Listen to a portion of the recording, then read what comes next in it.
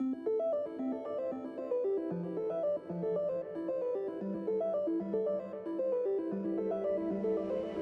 come from the University of Verona. I'm a biotechnologist in a department of biotechnology. When NGS started, I decided to switch from biology to become a technologist and to test all the technology and try to understand them and to see when to use one, when to use the other.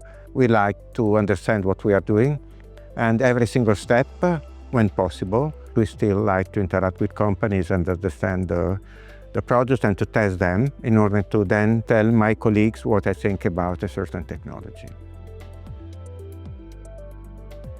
If you are a, let's say, medical geneticist, you see the patient and you have to trust the data that you are analyzing. A guy called me and told me, we have this baby, we believe he has a mutation, we are sure he has a mutation in a certain gene. We made exome sequencing and we didn't find any mutation in the gene.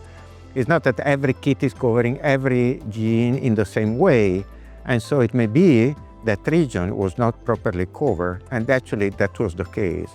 So I think that in this case, technology is helping biology in order to choose the right platform and to understand if the data that you get is appropriate in the sense that you want to analyze exactly the gene that you want to analyze.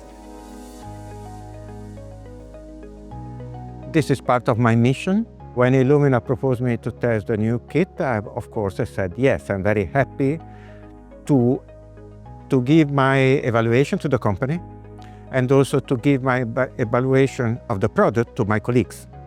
And that is so important for my small community. Interacting with the companies means, at this level, interacting with scientists. And in these years, I've learned a lot interacting with scientists from companies. So I'm giving and I'm receiving. And so this is good for the company, for my society, but also for my group. We are learning a lot. The uniformity, the number of variants called, it was good. What I really appreciated, it has been that by telling you what I didn't like, and it's difficult for such a small group to talk to such a big company and say, I don't like this for this reason. But it has been fantastic to see that the big company listened and modified the protocol and then came back with a modified protocol, proposing me to test it again and to see if I was satisfied with the modification. I like it. I have to say that I like the protocol because it's very fast. So it's a fantastic protocol. You can also reduce hybridization time very much. My group is very much satisfied by playing with this kit because it's simple, very much reproducible, that is very important, and also quick. Uniformity increased dramatically. The fold 80, that is a parameter that we use, is now down to 1.5. That is very, very good. Also the uniformity of coverage and the area that is covered with at least one read is 1 point in percentage higher than before. So it's very good. The main impact I see is in the analysis of copy number variance. You will see this difference as a copy number variation when you will analyze all the sample together, but actually these are not copy number in the patient, these are simply artifacts of the technology. So with exome sequencing, always there is this variability in some or AT-rich or GC-rich regions that cause us to call a lot of false positive CNV.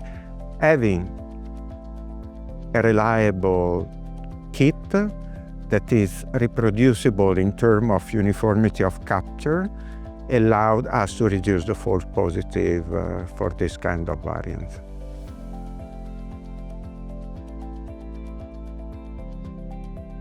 Not to limit the evaluation of the quality of the exome to the coverage, the cost of the analysis, and the simplicity of the kit, but look at the performance and the uniformity of coverage.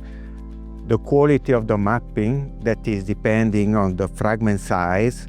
So the ideal situation is to have a very narrow curve of fragment distribution. This is so important because if that is very open, the curve, you will have a lot of very short fragments with low mappability. So you may have your candidate gene with a very high coverage, but low quality of mapping, so you have to understand which are the parameters for testing your exome kit.